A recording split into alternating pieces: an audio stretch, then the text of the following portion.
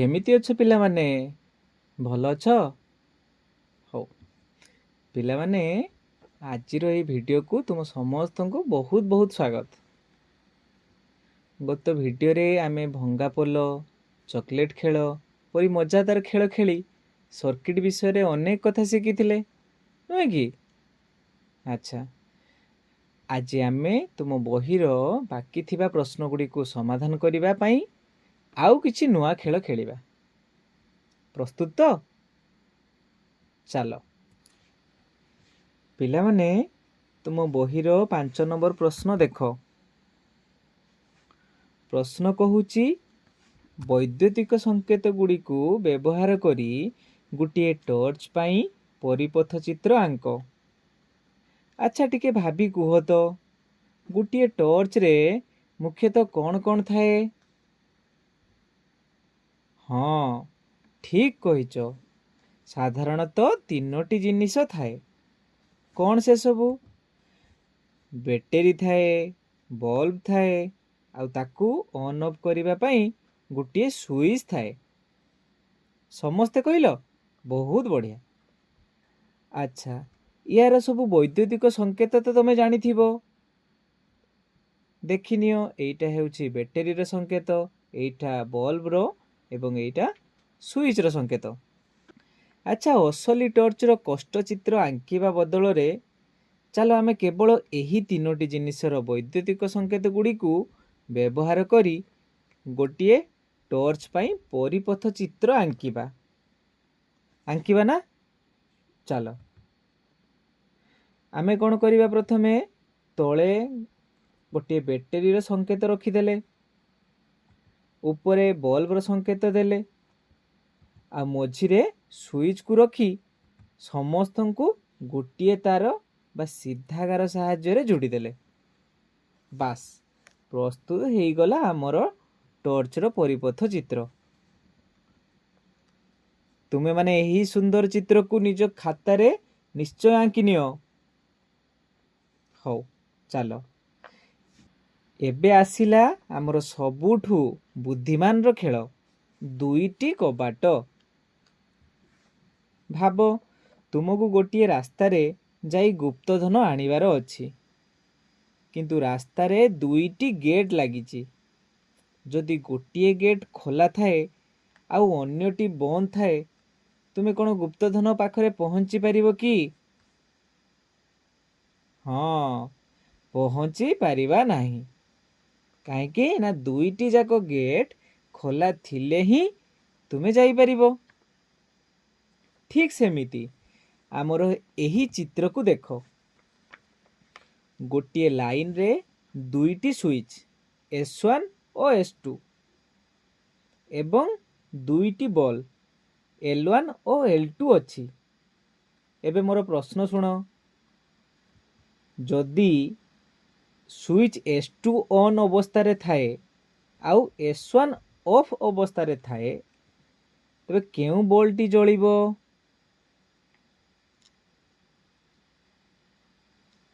ठीक कहिलो, केही जळिबे नाही, कारण गुटिए कबाट S1 तो बंद अछि, करेंट आगकू जाई परिबोनी, सेथि पई बल्बटी जळिबोनी। अच्छा एबे कुह तो जदि S2 ऑफ थाए आउ S1 ऑन थाए तेबे केउ बल्बटी जळिबो? ठीक कहिलो, एबे भी केही जळिबेनी, कारण एथर द्वितीय कबाट जहाँकि S1 पाखरे रास्ता कटि जाइछि। अच्छा एबे कहिलो जदि 2टी जाक स्विच तथा S1 और S2 ऑन अवस्था रे रहे तेबे कौन हेबो? हाँ एबे 2टी जाक कबाट खुली गला बा परिपथ संपूर्ण हैला। एथर उभय L1 और L2 बल्ब एका सांगरे उज्जवल होई उठिबे। देखिलो तो? हो पिला माने वर्तमान आमे समस्ते बनी जिबा विज्ञान डाक्तर। चलो आम पाखकू ଏକ ରୋଗୀ ଆସିଛି, ତା କଥା ବୁଝିବା। ଏବେ ଏଇ ପରିପଥଟିକୁ ଟିକେ ଦେଖିଲ। ଜଣେ ଛାତ୍ର କ'ଣ କରିଛି, ଏହାକୁ ତିଆରି କରିଛି, କିନ୍ତୁ ବିଚରା ବଲ୍ବଟି ଜଳୁନାହିଁ। ଆମକୁ ତାର ରୋଗ ବାହାର କରିବାର ଅଛି। ଆସ ଚେକ୍ କରିବା। ଆସ ଟିକେ ପାଖରୁ ଦେଖିବା। ଆରେ ଆରେ ଦେଖ, ସେଫ୍ଟି ପିନ୍ଟି ଦ୍ୱିତୀୟ କଣ୍ଟାକୁ ଛୁଇଁ ନାହିଁ। ଏହାର ଅର୍ଥ ସୁଇଚ୍ ଖୋଲା ବା ଅଫ୍ ଅଛି। ତାହେଲେ ରୋଗ ତ ମିଳିଗଲା, ନୁହେଁ? କିନ୍ତୁ ଜଣେ ଭଲ ଡାକ୍ତର ସବୁବେଳେ କ'ଣ ଖୋଜିଥାଏ? ଯେ ଆହୁରି କ'ଣ କାରଣ ଅଛି। ହଁ, ଆଉ କ'ଣ କାରଣ ଅଛି? ଯଥା କି ପ୍ରଥମେ ସୁଇଚ୍ ଖୋଲା ବା ଅଫ୍ ଥାଇପାରେ, ଦେଖିଲେ ଆମେ। ଦ୍ୱିତୀୟରେ କ'ଣ ଥାଇପାରେ? ବ୍ୟାଟେରୀର ଚାର୍ଜ ସରିଯାଇଥାଇପାରେ ବା ଡେଡ୍ ବ୍ୟାଟେରୀ ହେଇଥାଇପାରେ। ତୃତୀୟରେ ବଲ୍ବଟି ଭିତରୁ ଫ୍ୟୁଜ୍ ହେଇଥାଇପାରେ। ଆଉ ଚତୁର୍ଥରେ କେଉଁଠି ତାର ଢିଲା ହୋଇ ଲାଗି ଯାଇଥାଇପାରେ ବା ତାରରୁ ପ୍ଲାଷ୍ଟିକ୍ କଢ଼ା ହୋଇ ନଥାଇପାରେ।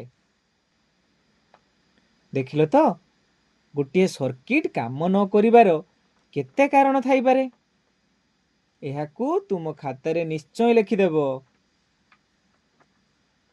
ଆଚ୍ଛା, ଏବେ ଏହି 4ଟି ଚିତ୍ରକୁ ଦେଖ ପିଲାମାନେ। ଆମେ ଏକ ବହୁତ ମଜାଦାର ଏବଂ ବୁଦ୍ଧିମାନର ପ୍ରଶ୍ନ ସମାଧାନ କରିବା। ତୁମ ବହିର ଏହା 8 ନମ୍ବର ପ୍ରଶ୍ନ। ଏଠାରେ ଆମକୁ ପଚାରିଛି ଯେ ସୁଇଚ୍ ବନ୍ଦ ଅଥବା ଅନ୍ କଲେ କେଉଁ କ୍ଷେତ୍ରରେ ବଲ୍ବଟି ଜଳିବ ନାହିଁ।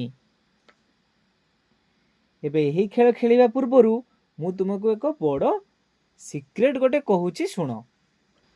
ସାଧାରଣ ବଲ୍ବର କୌଣସି ପ୍ଲସ୍ କିମ୍ବା ମାଇନସ୍ ନଥାଏ।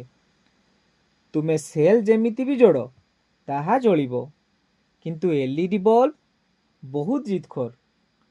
ସେ କେବଳ ସଠିକ୍ ସଂଯୋଗ, ଯଥା ପ୍ଲସ୍ ସହ ପ୍ଲସ୍ ଏବଂ ମାଇନସ୍ ସହ ମାଇନସ୍ ହେଲେ ହିଁ ଜଳିବ। ହଁ, ଆସ ତାକୁ ଏବେ ଟେଷ୍ଟ କରିବା। ପ୍ରଥମେ ଚିତ୍ର କ ଆଉ ଖକୁ ଟିକେ ଦେଖନି। ଏହି ଦୁଇଟିରେ ସାଧାରଣ ବଲ୍ବ ଅଛି। ଚିତ୍ର କରେ ସେଲ୍ର ବିଯୁକ୍ତ ପାର୍ଶ୍ୱ ବାମରେ ଏବଂ ଯୁକ୍ତ ପାର୍ଶ୍ୱ ଡାହାଣରେ ଅଛି। ତାହେଲେ କୁହ, ଏହା ଜଳିବ କି ନାହିଁ? ହଁ, ଠିକ୍ କହିଛ, ଏହା ନିଶ୍ଚୟ ଜଳିବ। ଏବେ ଆସ ଚିତ୍ର ଖକୁ ଦେଖ। ଏଠାରେ ସେଲ୍ ଏବଂ ବଲ୍ବ ସବୁ କିଛି ଠିକ୍ ଓ ସିଧା ଅଛି। ତେଣୁ ସୁଇଚ୍ ଅନ୍ କଲେ ଏହି ବଲ୍ବଟି ମଧ୍ୟ କ'ଣ ହେବ? ହଁ, ନିଶ୍ଚୟ ଜଳିବ। ତେଣୁ ଆମେ ଏଥିରୁ କ'ଣ ଶିଖିଲେ? ସାଧାରଣ ବଲ୍ବ ପାଇଁ ଦିଗ ବଦଳିଲେ କିଛି ଫରକ ପଡ଼ିବ ନାହିଁ। ତେଣୁ ଚିତ୍ର କ ଏବଂ ଖ ଦୁଇଟି ଯାକ କ୍ଷେତ୍ରରେ ବଲ୍ବଟି ଜଳିବ। ଚାଲ ଏବେ ଏଲ୍ଇଡି ପାଖକୁ। ପ୍ରଥମେ ଚିତ୍ର ଘକୁ ଟିକେ ଦେଖ। ଆମେ ଜାଣୁ ଯେ ଏଲ୍ଇଡିର ତ୍ରିଭୁଜ ପାର୍ଶ୍ୱ ବା ଚଉଡ଼ା ପାର୍ଶ୍ୱ ହେଉଛି ଯୁକ୍ତ, ଆଉ ଏଠାରେ ବ୍ୟାଟେରୀର ଲମ୍ବା ଗାର ବା ଯୁକ୍ତ ଅଗ୍ରଟି ଠିକ୍ ସେହି ତ୍ରିଭୁଜ ପାର୍ଶ୍ୱ ସହ ହିଁ ଯୋଡ଼ା ହୋଇଛି। ଏହା ଏକଦମ ସଠିକ୍ ସଂଯୋଗ। ଏବେ କୁହ, ଏଥିରେ ଏଲ୍ଇଡି ଜଳିବ କି ନାହିଁ? ହଁ, ଠିକ୍। ଏଠାରେ ଏଲ୍ଇଡିଟି ଖୁବ୍ ସୁନ୍ଦର ଭାବରେ ଜଳିବ। ଏବେ ଆସ ଦେଖିବା ଚିତ୍ର ଗ। ପିଲାମାନେ, ଏହି ଚିତ୍ରକୁ ଟିକେ ପାଖରୁ ଦେଖ ତ। ଏଠାରେ ଏକ ବହୁତ ବଡ଼ ଚକମା ଅଛି। ଆମେ ଜାଣୁ ଏଲ୍ଇଡିର ତ୍ରିଭୁଜ ପାର୍ଶ୍ୱ, ଯାହା ଲମ୍ବା ଗୋଡ଼ ହେଉଛି ପ୍ଲସ୍, କିନ୍ତୁ ଏହାର ତଳେ ଥିବା ବ୍ୟାଟେରୀକୁ ଲକ୍ଷ୍ୟ କର। ସାଧାରଣତଃ ଆଗ ବଡ଼ ଗାର ପ୍ଲସ୍ ଥାଏ, କିନ୍ତୁ ଏଠାରେ प्रथमे छोट गार अच्छी आउ तापरे बड़ गार प्लस अच्छी अर्थात बैटरी पूरा ओलटा लगी। तेणु एठारे एलईडी रो प्लस सहित बैटरी रो माइनस लगी जाइछि। सेथिपाई ए चित्र रे एलईडी आदौ जलिबो नाही। तेणु पिला माने आमको आमर सठिक उत्तर मिलीगला। एई चारोटी चित्र मध्यरु केवल चित्र ग रे ही बल्ब टी जलिबो नाही। तेणु आज आमे एक बहुत बड़ा कथा शिखिले कौन ना जे साधारण बल्ब रे प्लस किंबा माइनस न थाए किंतु एलईडी लगाइला बेले आमको बहुत सावधान हेबाकू पड़िबो। अच्छा पिला माने एबे आम पाखक आसीछि आउ एक नुआ केस प्रश्न न धर तुमको गोटे पुराना बैटरी मिलिला जार उपरे किछि लेखा नहीं जुक्त विजुक्त चिन्ह सबू लिभि जाइछि। एबे तुमे किपरि जानिबो जे बैटरी केउ पटटी जुक्त आउ केउ पटटी विजुक्त बोली? हाँ चलो देखिबा परीक्षा करी देखिबा। साधारणतः जने स्मार्ट पिला एहाकू दुई उपाय रे जानि परिबो। आउ तमे माने तो सब स्मार्ट केमिति जानिलो ताहेले? चलो प्रथम उपाय कौन देखिलो ना देखी करी जानिबा। कौन देखिबा बैटरी रो आकार को भलो भाबरे टिके देखिलो जेउ पाखरे धातुर गोटे छोट टोपी भली अंश ऊपर को उठी की थाए ना ताकू कहंती मेटल केप ताहा सबु बेले जुक्त आउ जेउ पाखटी पूरा पूरी समतल ताहा हेउची विजुक्त अग्र। जानिलो देखि करी एबे जो पटटी उठी करी अछि से पटटी जुक्त आउ जे पटटी समतल बा फ्लैट अछि सेटा विजुक्त अग्र। द्वितीय उपाय कौन ना ताको होचु टेस्ट करी देखिबा। आमे गुटिए एलईडी बल्ब तार नहीं परीक्षा करि परिबा। आमे जानू एलईडी केवल सठिक संजोग रे जळे तेणु एलईडी रो लंबा गुड़ को बैटरी रे जेउ पाखरे लगाइले बल्ब टी जलिबो सेही पाखटी ही हेउची बैटरी रो जुक्त अग्र।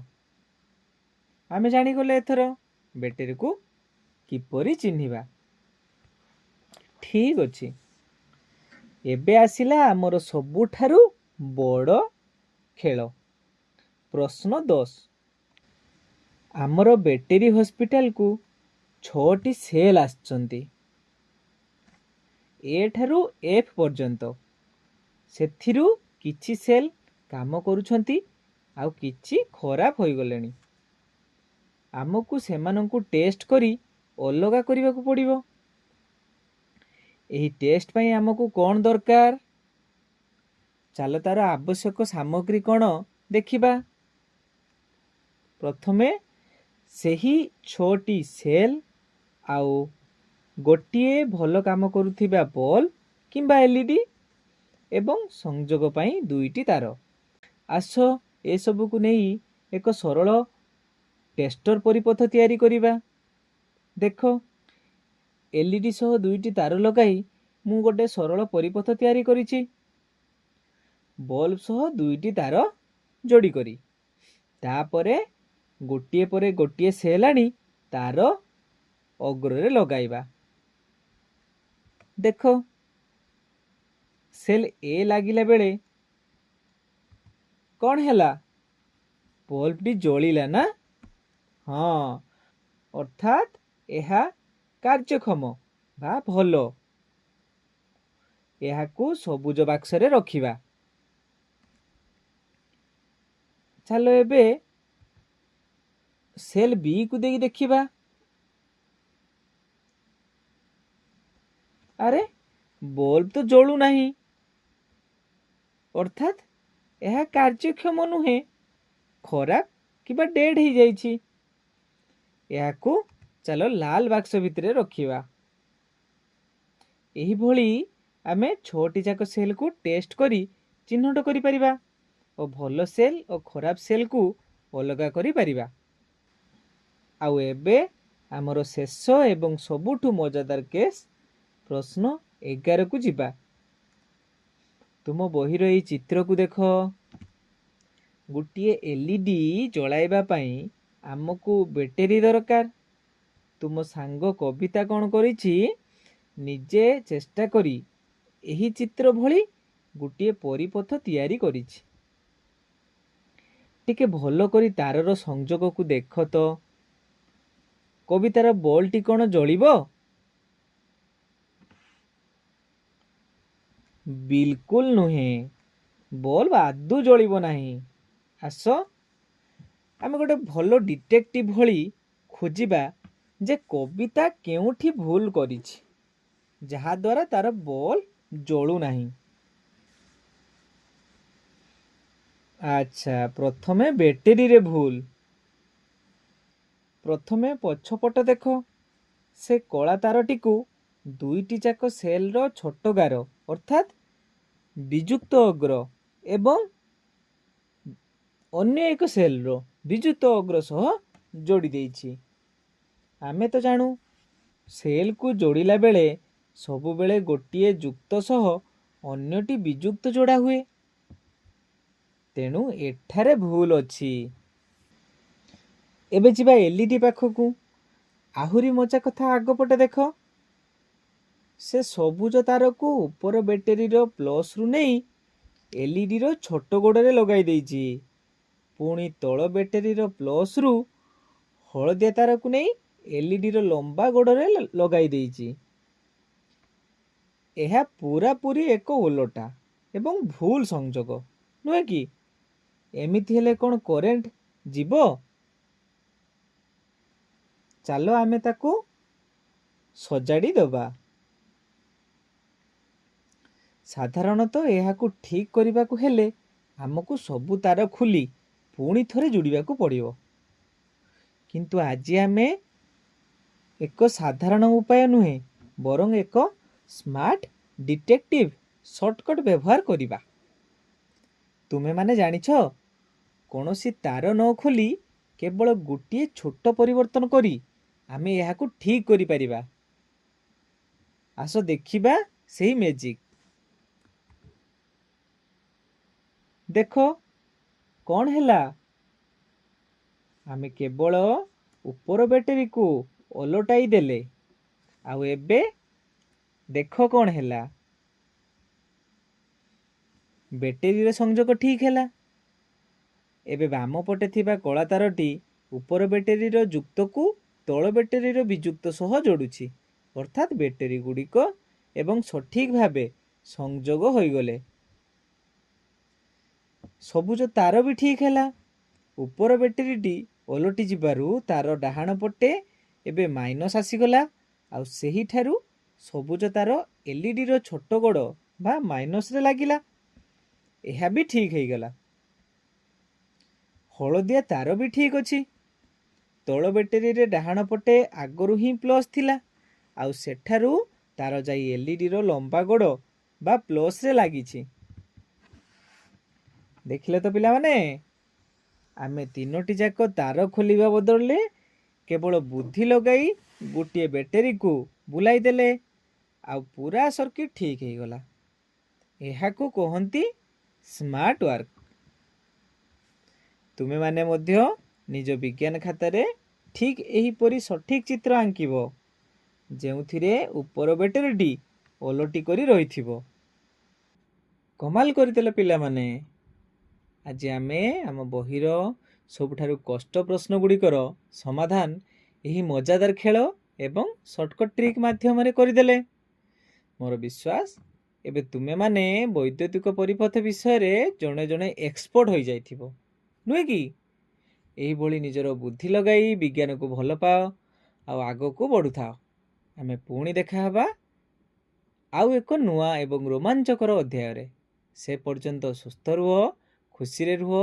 ସମସ୍ତଙ୍କୁ ବହୁତ ବହୁତ ଧନ୍ୟବାଦ। ଖୁସିରେ ଶିଖିବା ସମସ୍ତଙ୍କର ଅଧିକାର। ନମସ୍କାର।